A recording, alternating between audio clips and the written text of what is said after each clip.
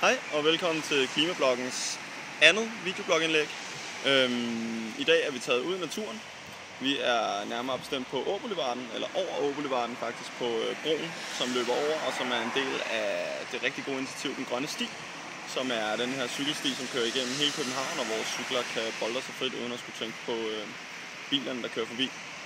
Blogindlægget i dag, det er en del af det globale spor, som er den retning, eller hvad man kan sige, den del af Klimabloggen.dk, som jeg er ansvarlig for og er redaktør på.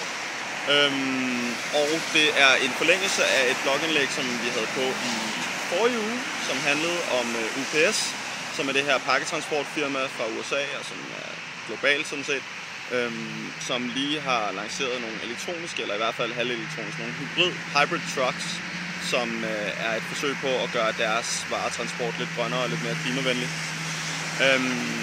Der lovede jeg, at der ville komme noget lidt mere uddybende, eller hvad man kan sige, i hvert fald et lidt bredere perspektiv på selve det at transportere sig og transportere varer sådan på global plan, og hvad det egentlig har betydning for klimaet. Og det jeg gerne vil fortælle i dag, det er en lille historie, som jeg så på Politiken.dk, og som kom frem, altså det er nogen, der hedder Climaniacs, som har lavet den, og de postede den på Politikens side sådan lige før klimatopmødet der i december. Og det er en rigtig sjov lille fortælling, og også tankevækkende, om en fisks rejse fra Esbjerg via Holland og Kina og Frankrig og tilbage igen til Esbjerg.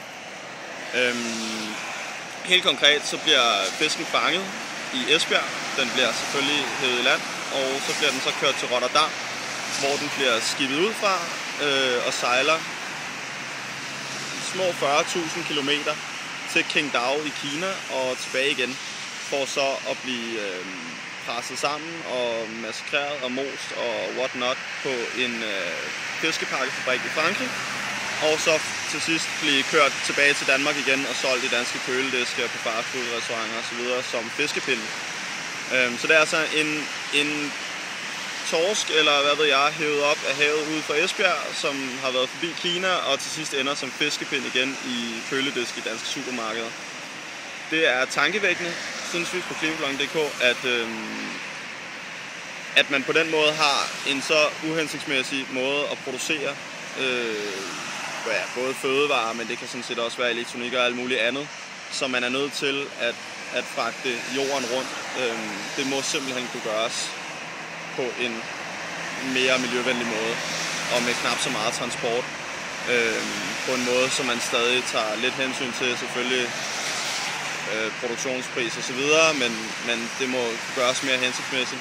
Det vil vi rigtig gerne debattere med dig, så vi synes, at du skal gå ind og kommentere videoblogindlægget, så vi kan debattere, hvordan man kan organisere produktionen mere hensigtsmæssigt, så man undgår så meget unødig transport, som kunne være klaret på en anden måde. Så lad os gå og kommentere.